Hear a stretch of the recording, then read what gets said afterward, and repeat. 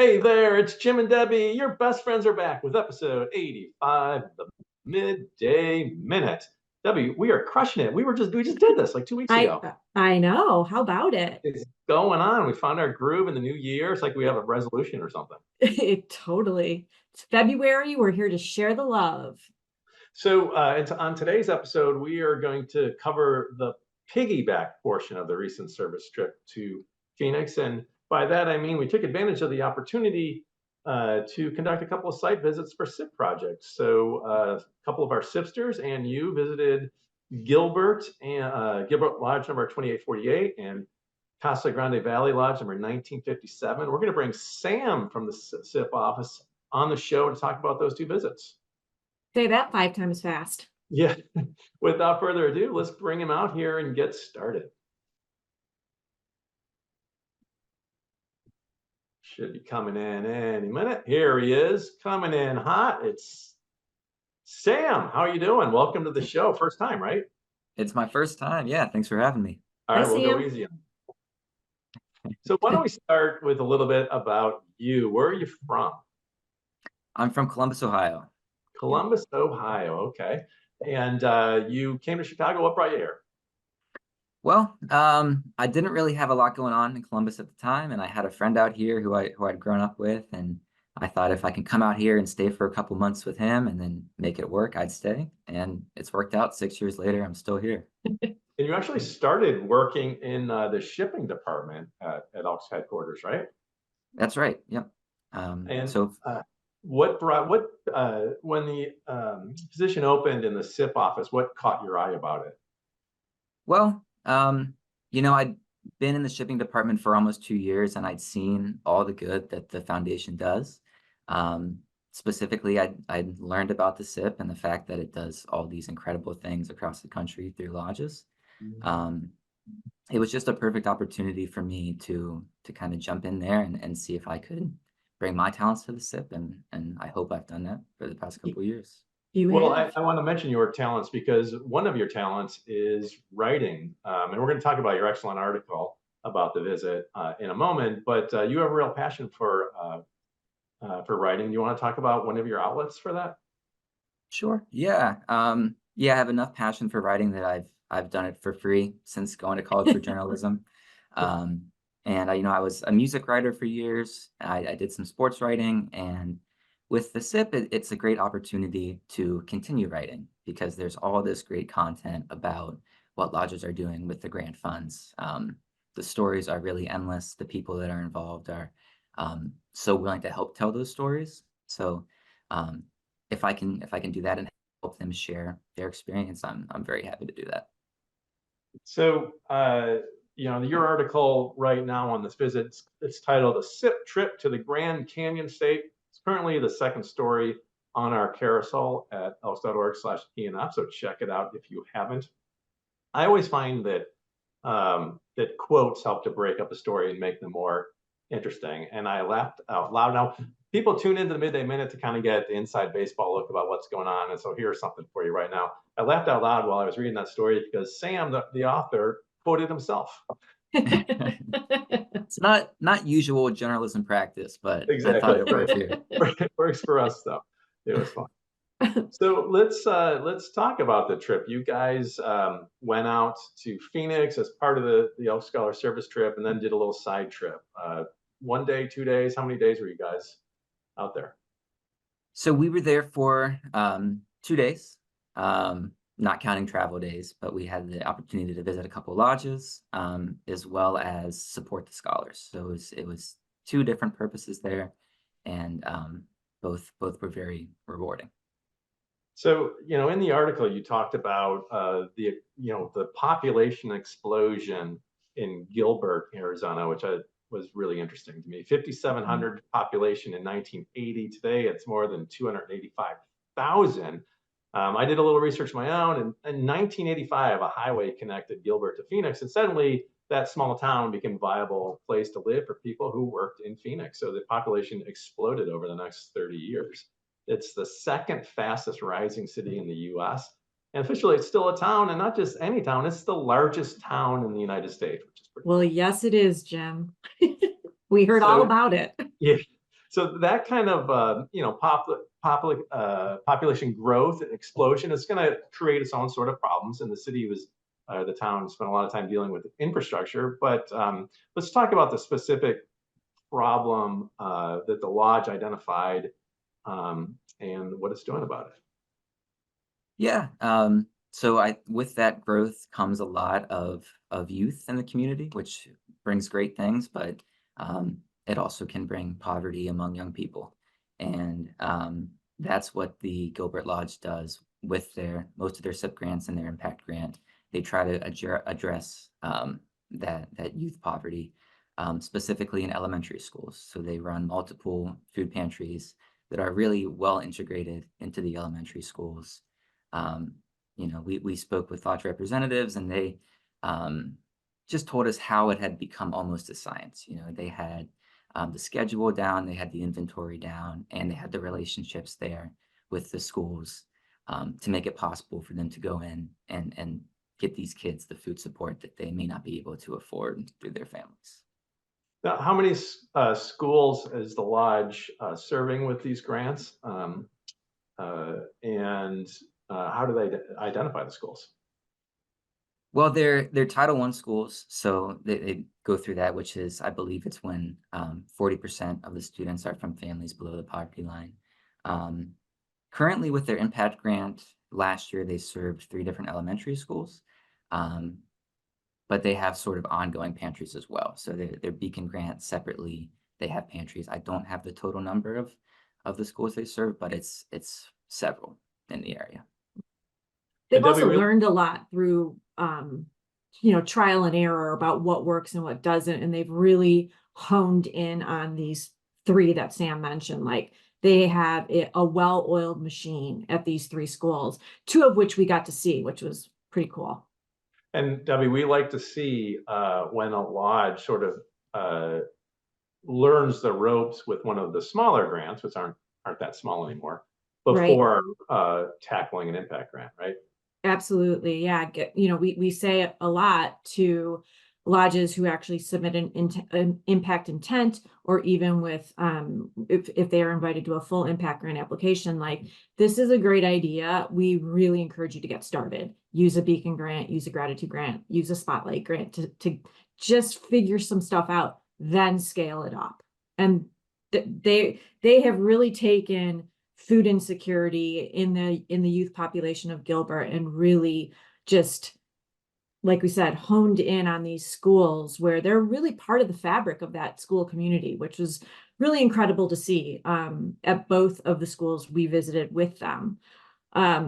Kind of circling back to what you had mentioned earlier about some of the statistics surrounding Gilbert, Sam and Megan and I had a chance to have lunch before we went to the schools. And that's kind of where a lot of this information just came out, just conversationally, right, Sam, about not only just how much the town has grown, but as Sam mentioned, just how many, I don't remember the exact statistic, but maybe Jim in your research, or Sam, you remember from lunch, them saying that the population under the age of 35 is like the majority of the town, which is 250,000 people. So there are a lot of children in that town, so a lot of elementary schools and a lot of need. Yeah, that's it's really pretty interesting. Now, can you talk about the relationship that the lodge has to the schools? Yeah, very strong relationship. We had the opportunity to speak with some staff at the first school we went to. We were joined by the principal as well as the social worker who joined us on the walkthrough. They gave us a little tour of the area of the pantry. And these relationships take time to develop, of course, and it seemed like the lodge had really made the effort, gained the trust of the schools. So much so that the principal had called the lodge, their partners in the schools, or partners in the student success. And that was just wonderful to hear, because obviously these educators are the experts on what kids need to further their education and to, be successful in life. And for them to say that the Elks are a partner in that journey, I think it's very validating for all the work that they put in. I want to add too, it was pretty cool when we, we got to the school, Oak Elementary. We walk in with Larry Morrison and Don, and everyone's like, "Oh, hi, Larry. Hi, Don. The principal and the social worker will be right with you." It was just like they, we were like teachers. We were welcomed with open arms, like we were part of the school. So we walk through and we go to the room that they've dedicated to the pantry, and we're standing there and they're talking. We're showing us everything. Don shows us his schedule. Jim, you would have really loved this. It was like a spreadsheet come to life on paper about tracking all the different, products that they need. So Don started showing us boxes, and he's like, this is the size box that we need, right? Like, it's not too big, it's not too small, it's just right. And the principal, he said that the quantity was getting low, and we were like, oh, so he's going to start collecting more boxes. And the principal was like, oh my gosh, like we do, at the cafeteria, we have boxes all the time. We just recycle them. Like, do you need them? And Don and Larry were like, yeah, we need them. So the principal gets on his walkie-talkie, calls whoever is in charge of the, cafeteria. He comes in, they talk, and he's like, oh yeah, no problem. We'll have all those boxes put in here for you. Done. There it was. Minutes. Yeah. Within minutes, just from like having this conversation, just so happened that we were there, as they were showing it to us, but it's really pretty cool. Like that. Yeah, collaboration and partnership are really key words when you're talking about the SIP or talking about success, right? Yes, it was pretty cool. And another thing too, before we leave Gilbert, that we love to see is not just lodges building on the success of their smaller grants to launch an impact grant, but using all this grant money that's available to them for that one thing that they want to be known for in the community. That's obviously there's some lodges that do a great job of spreading it around, doing lots of different things, but we love to see it when that lodge identifies that one need that they can fill, and then just goes after it with all the resources that are available to them. 100%. So Sam, any takeaways or anything else you want to share about Gilbert before we move down the road or up the road to Casa Grande Valley? Yeah. My biggest takeaway, I think, or maybe my advice to lodges based on what we saw in Gilbert, would really be to just trust the process of developing these relationships. Gilbert has been working with some of these schools for almost a decade now. And, I'm sure when they first approached school administrators asking about starting a pantry, there was probably some trepidation. I'm sure it took some time to really figure out that this actually is a really strong community partner. So, I would say just to give it time and to trust that the lodge has the best interests at heart, and to try to communicate that as best you can. And if you show that in your actions and your work with the partner, it'll turn into something long running like the Gilbert Lodge has. That's great advice. And just also knowing there are 60 members of that lodge. 60. So you don't need 600 or 6,000. You can make a tremendous impact with 60 members. Right. All right. Well, let's move. Where's Casa Grande Valley located relative to Gilbert? Is it north, south? We're going down the road? What? Down the highway? Well, Jim, I was the driver of the minivan, but Sam was the navigator because I couldn't get my Apple CarPlay to connect. So Sam got us all around the right people. Arizona. Yeah. So it's south, to answer your question. It's about an hour south of Phoenix. Yep. South of right Phoenix. Between Tucson and Phoenix. Okay. We're going to Casa Grande Valley. And the problem there that the lodge identified was heat. Heat stroke is a risk when your body temperature reaches 104 degrees or higher. Not coincidentally, the average high in Casa Grande Valley from June through August is 104 degrees. Now, fortunately, it's a dry heat, but for people without reliable shelter, it can be a deadly heat. So I want to talk about now what the lodge is doing about that issue, and also, following up on the conversation with Gilbert and the importance of partnerships, let's talk a little bit about the Casa Grande Homeless Coalition. Yeah, the Casa Grande Valley Lodge, they supply these items to keep people who are living unsheltered in the summer and to be able to stay warm. You know, they need sun hats, they need cooling bandanas, they need lots of water. So they use an impact grant to make sure that these people are able to really survive the season because, like you said, it can be a deadly heat. Um, the most impressive thing, or the thing that stood out to me from going and visiting Casa Grande, was the fact, you know, walking into that lodge was like walking into a council of wisdom because there were representatives from all these different groups, from the local government, local nonprofits, church groups, who all were sitting at a round table and waiting to share with us how they play a role in the homeless coalition. Um, the Elks Lodge is a big part of that coalition. They play their role to a great degree, and we also heard what each group there does. So they all play their role.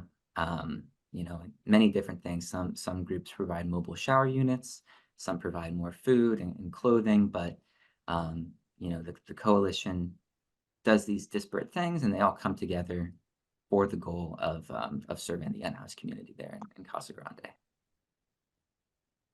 Yeah, we can, as you know, as volunteer organizations, we are so much, our efforts are so much more powerful when we work together and collaborate with other organizations. We don't duplicate services. We can figure out what's needed, what's being missed, and try to fill those needs. Debbie, what was your impression of the coalition and the work they're doing? Well, they're really knocking that out of the park. I mean, they know their strengths and they all come together to address this particular need through the coalition. It was incredibly impressive for us to walk into the lodge room to see this group that had come together because they knew we were coming to town, which was really nice to hear from them individually about what their contribution is, what they've learned. And certainly what we learned from just kind of rolling into town, like it's a desert town. Like there are not a lot of places to seek shelter for shade. So that is something that's incredibly important when you're talking about the Arizona heat and sun.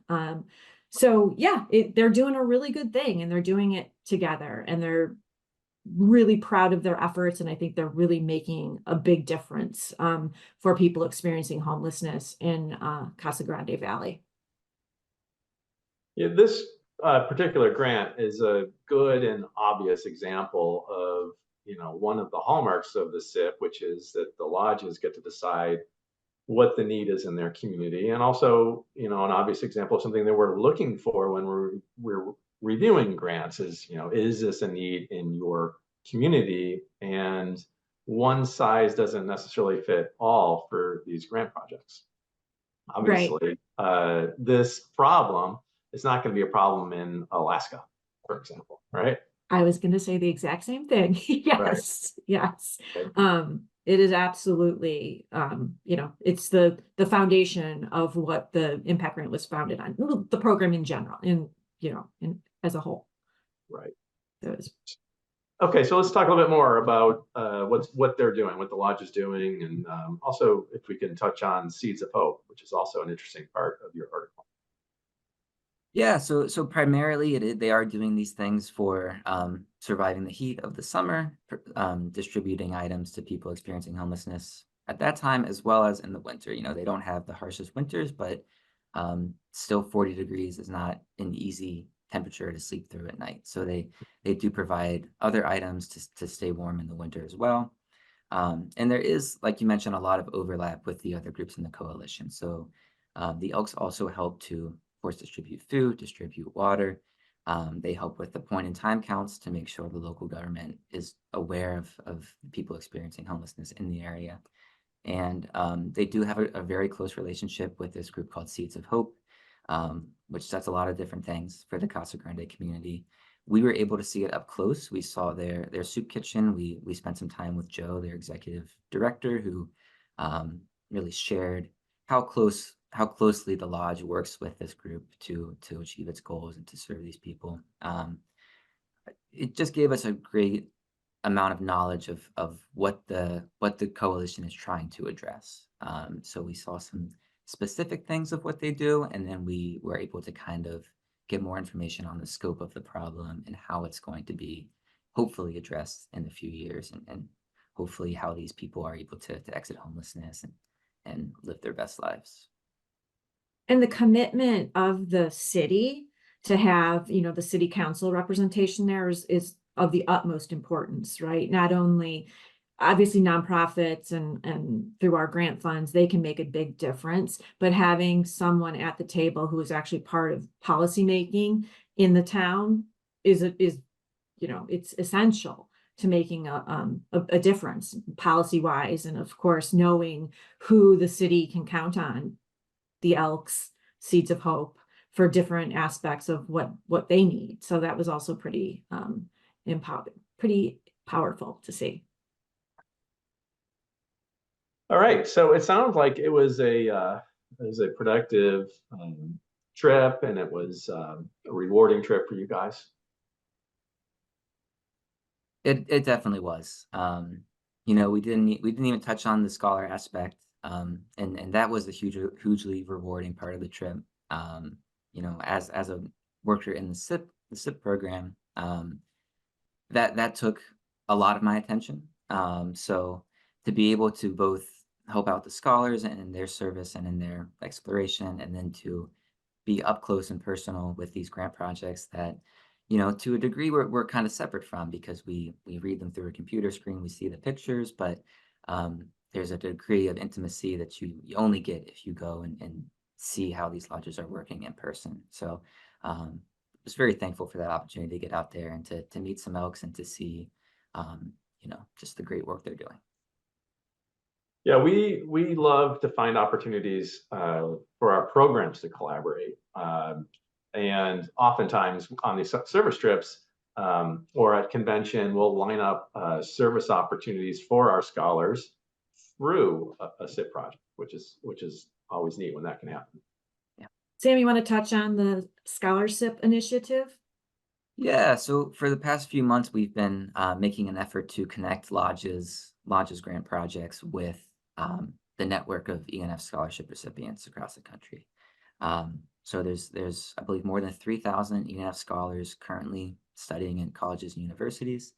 You know, and this year we approved more than 4,000 SIP grant projects.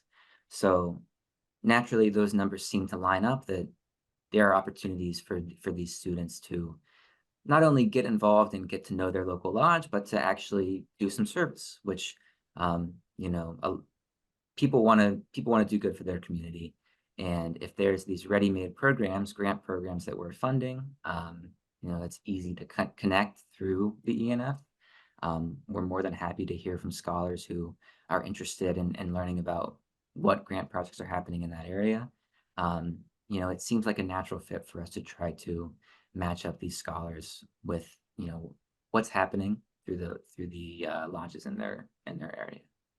Yeah, and for those who don't know, community service is a significant piece of the scoring rubric for the Most Valuable Student and Legacy Awards scholarships, and that's not by accident, right? That's you know, we're looking for students who share that value of service with us. Right. And this is a real intentional effort to try to connect all those scholars to these to the lodges that are doing these projects. I mean, in the past, you know, it's come together, but Sam and Libby Wilcom, who was in episode 84, Elk Scholar Fellow, who led this trip, are, you know, they meet regularly, and we kind of share, especially lodges that are in, you know, locations where there might be a university, like, you know, certainly Tempe, where we stayed, Madison, Wisconsin, you know, places like that. So South Bend, I could go on, Boston, you know, LA, all those places. We're really trying to make, that an important part of certainly what the lodge knows and understands, that they have this as a resource. Scholars are looking for that outlet. And now we need the lodges also to see that as a real viable option for connecting and engaging our scholars. Yeah, and a lot of the times with grant projects, I mean, we always encourage active participation if the lodge can be out there and actually doing the project in the community.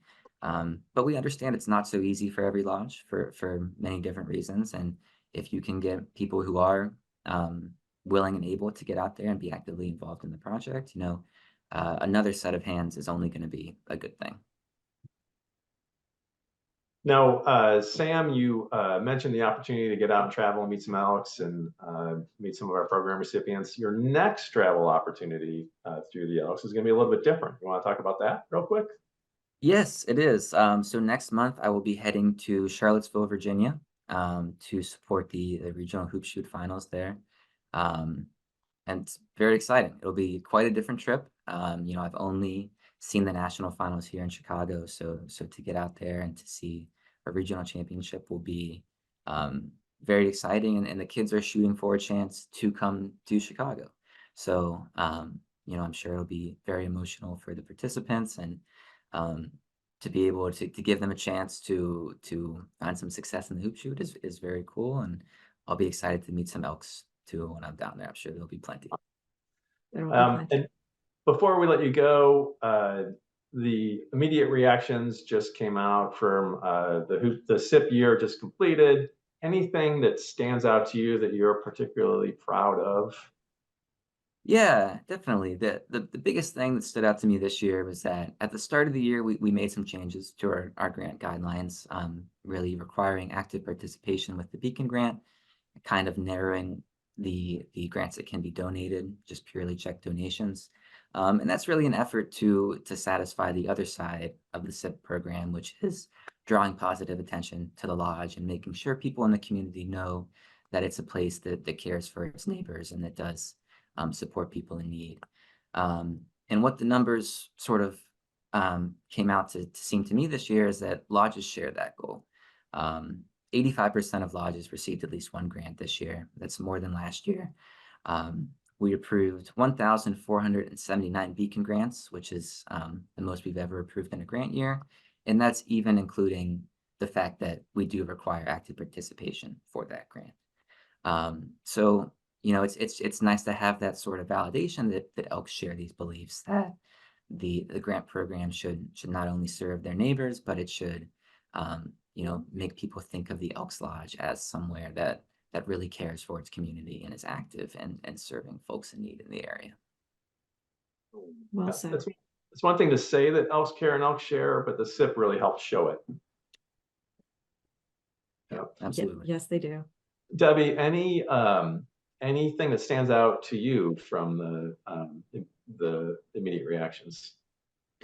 Well, I mean, I think Sam just really captured it, but to know that we increased the number of approved grants this year by 106, it's big deal. Like Sam's eyes are probably so tired, and Megan's and Jack's too. Like it's a long January, right, Sam? I mean, despite the grants being available April 1st and constant reminders that start in early November, a lot of lodges wait until the very, very end. And what? Yeah, human nature for sure. And we'd rather that the lodge, gets the grant than not, but it does make things, a bit challenging for our staff. And so, kudos to the SIP team, to the SIPsters, as we call them, for just an incredible year. It's a testament, not just to the lodges wanting to serve communities, but to our staff really wanting to get to yes for all of these grants. Jim, we talk on lots of the Midday Minute episodes about how proud we are of the fact that we are looking to get to yes, right? And that when we respond for more feedback because we just need more information about something that a grants coordinator has said, it's not a no, it's not a rejection. It's like, please help us understand better. We want to help get this to approved. And 95% of the time we do. So that's what stands out the most to me, is that about 25% of those grant projects that were submitted required additional follow-up. So the number was around 1,200, I think, 1,100 and something.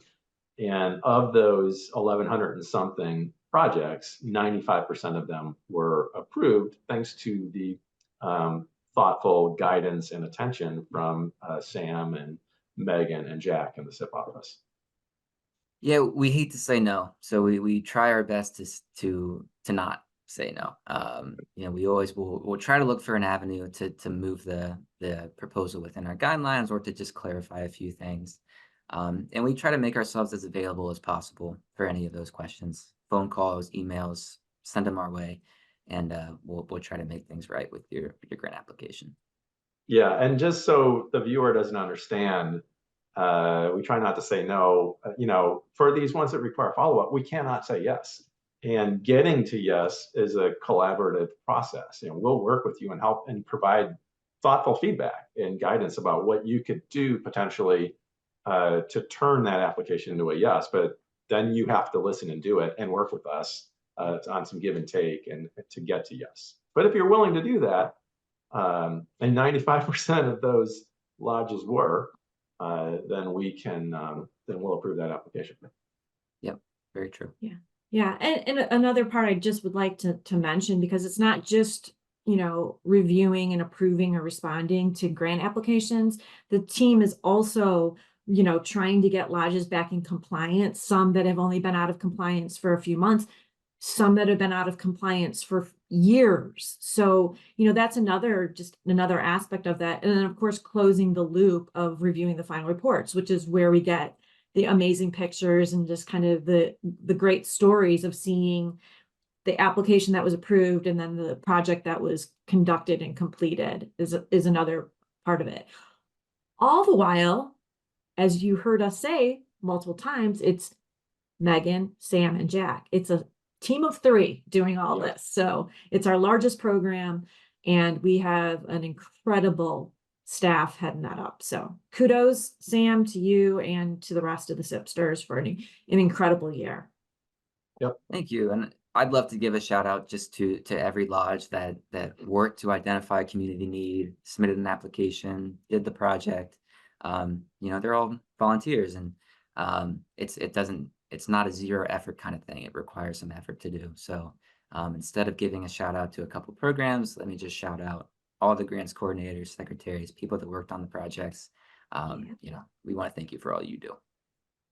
We will have more information at probably in late April or May, as the final reports all are due, to give a little bit more insight into like what most of the funds went toward food insecurity or addressing people experiencing homelessness, whatnot. So year in review. That's when we'll also have better numbers about how many elks we put in the field with our grants, and right.